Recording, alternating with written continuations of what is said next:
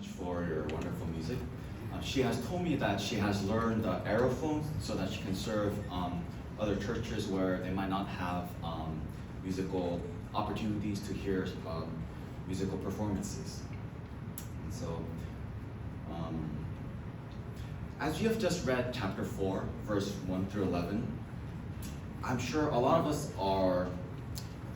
have more questions than questions answered. What does the jasper, the rainbow, represent? What are the colors? Who are these 24 elders? And what are these perhaps mysterious and scary creatures? How can such crazy beings exist? And most of all, what is this chapter all about?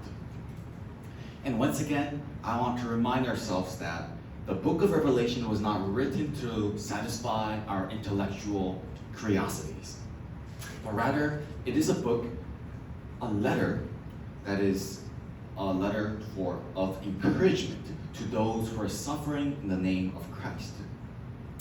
If we do not remember this point, we will miss the big idea and the main point of the book of Revelation. And now the chapter starts with John being shown a door and an invitation for John to come. And at once it is said that John was in the Spirit. And when he was in the Spirit, meaning that he was not drunk on alcohol or on any form of medication, but that he was in the Spirit, praying in the Spirit with God, what he saw was a throne and someone sitting on it. Revelation 4, verse 2. At once I was in the Spirit, and there before me was a throne in heaven with someone sitting on it.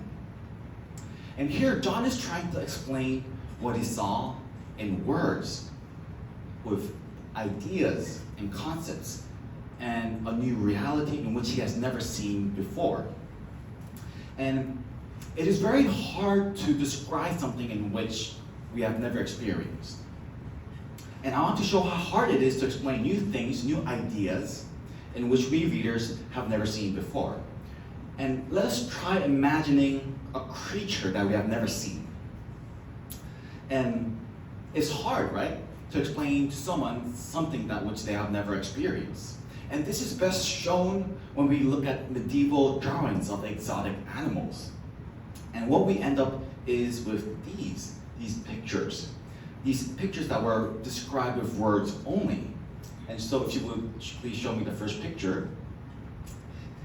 Can anyone guess what this is? It's an elephant, right? And so people were trying to draw things in which they couldn't really understand, which they had a hard time grasping. The next picture we have is a crocodile.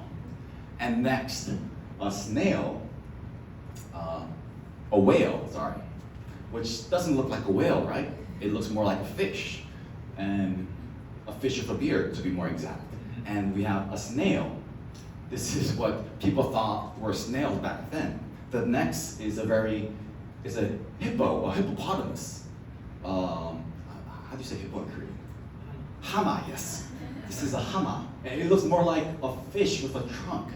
And next we have a leopard, right? It looks very distraught over his misrepresentation. And the next we have a tiger. This doesn't look like a tiger, right? And my favorite, but not the last, which is an oyster. And so it's trying to describe something to someone in which they have no grasp of the concept is very hard. And I feel like when John was writing the book of Revelation, we have to take into account that it is very hard to describe something in which we know very little about. And so what John is describing in the book, chapter 4, is only a glimpse. It's more of a concept, more of an idea than a description, and a scientific description at that. And so what we have to focus on is the big picture, the meaning, the symbolism of these creatures and this image that we have in chapter 4. And so I want to caution us against going deep into these rabbit holes of what this can mean, what that can mean, what that represents in chapter 4 in the details, but rather I want us to focus on the main point. of the book of Revelation, of chapter 4, which comes to the first point of today. The main point of chapter 4 is about the throne of God, which is in the center of heaven. And in fact, if you look at chapter 4, the word throne, this comes up more than 10 times in just chapter 4 alone, like this. And this is what the chapter 4 is all about. The rest is just details of what surrounded the throne. And what surrounded the throne was a rainbow, Revelation chapter 4, verse 3. And the one who sat there had the appearance of a jasper and ruby, and a rainbow that shone like an emerald encircled the throne. And so the main focus of chapter 4 is about God who is on his throne, revealed in radiant splendor, glory, with brilliant colors that surrounded his throne and that encircled him. And this rainbow, we have to remember, comes in Genesis chapter 9, verse 13 to 16, when God made a covenant with Noah. It says, I have set a rainbow in the clouds, and it will be the sign of the covenant between me and the earth. Whenever the rainbow appears in the clouds, I will see it and remember the everlasting covenant between God and all living creatures of every kind on earth. And so in this vision, which we see the throne and God in the center, we are reminded that God has not forgotten his covenant. Even amid tribulations and uncertainties, what John has shown is not immediate answers, solutions to the problems we have and to the problems faced by Christians who are being persecuted. But what they were shown is the throne of God. And what that throne declares, that throne shows us, is this one central truth, which is that God reigns regardless of any situation, any circumstance. He reigns with power, with dignity, and he has sovereignty, and he is unshaken by circumstances. He is worthy of worship, not because our lives are free of pain, but because he is God. He is eternal, and not just eternal, eternally faithful, eternally glorious, holy, and still holding on to the covenant between himself and all creation.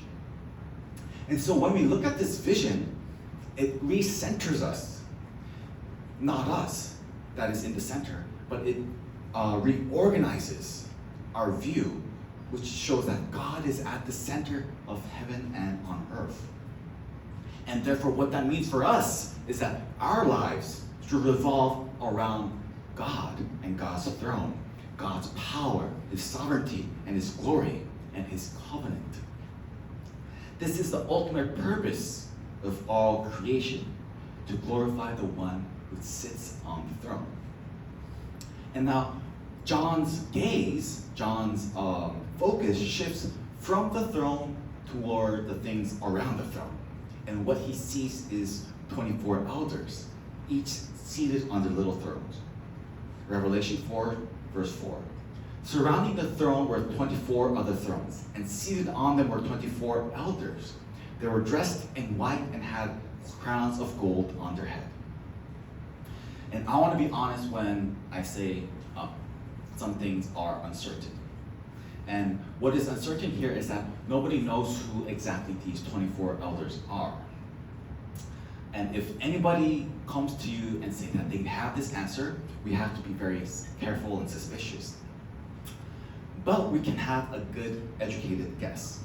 Many theologians and scholars postulate, they theorize that these 24 elders are the 12 tribe leaders of Israel from the Old Testament and the 12 apostles of Jesus, which then symbolize all believers who represents all believers on earth. And whether this is true or not, I will say we do not know for sure, but one thing we do know for sure is that the term elders only apply to human beings. So we know for a fact that they're not angels or other creatures, but they are human. And so when we look at the context of Revelation, the context of the Bible, it is, I think, safe to assume that it is most likely 12 tribesmen, the leaders of Israel, and the 12 apostles. And what we do know about these 12 is that they are all wearing white clothing, which represents their justification from sin and death. And this chapter also describes them having this golden crown, which signifies them reigning with God. And so we see that these people are the ones who are redeemed in Jesus Christ. And what they do is also important. And with these 24 elders and these 4 creatures, what they do is that they worship God. Revelation chapter 4, verse 9 to 11. They lay their crowns before the throne, and they say, "You are worthy, our God, our Lord and God, to receive glory, honor, and power, for you created all things by your will. They are created and have their being." Which comes to the second and last point of today. God is worthy of worship in any time, in any place, and in any circumstance. In Revelation 4, we see these 24 elders, but they're not just seated on the throne. They rise and they fall on their face, and they cast their crown before the throne of God. And this is the act, the very essence of worship. Worship is not just about singing songs. It's not just about dancing. It's not about, making the perfect song, perfect praise. It's not just an outward expression. True worship is the surrender of our crowns, our dignity, our pride, our achievement, our control before the sovereign King. It is recognizing God's glory and power and authority, and responding to that with humble reverence and joy.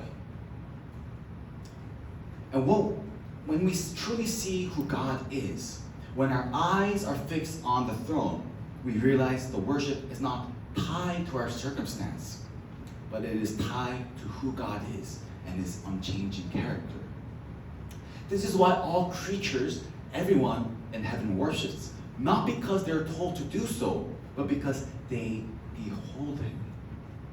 Worship flows naturally when our vision, when our eyes are fixed on God, on who he is, and seeing ourselves in the light of God and his holiness. And so, if we cannot see God, if we do not know him, if we cannot seek him and keep our eyes on the throne, if he is not in the center of our life, if God's throne is not the center of our life, then we will not be able to worship. Or the worship that we do is just going to be a mere facade, a copy of what true worship is. It will just be mechanical, shallow. But when we see the throne, and when that throne is in the center of our lives, that is when true worship happens. And this is why I imagine that the reason these 4 creatures are described with just having eyes all over their body, even under their wings, is so precisely they can behold God from every angle. And because their gaze does not leave God, thus their songs, their praise, their worship never ends. And so in heaven, all eyes are on the throne. And what that means for us as people of God on earth is that if we want to live a life of worship, if we want to live our life in reverence to God, we have to keep our eyes on the throne here as well. And so, chapter 4 isn't about these creatures. Chapter 4 is about who the 24 elders are, although it could be important in what they represent and symbolize. But chapter 4 is all about God being in the center of the earth and heaven. And that for us also means that our lives should center around God on his throne, reigning over us. And as we finish today's sermon, let us sing of God's goodness for who he is. Because we can worship in adoration with thankfulness wherever we are, in whatever circumstance and whatever situation, because of who He is and where He is in our lives. As you finish today, let us sing of God's goodness.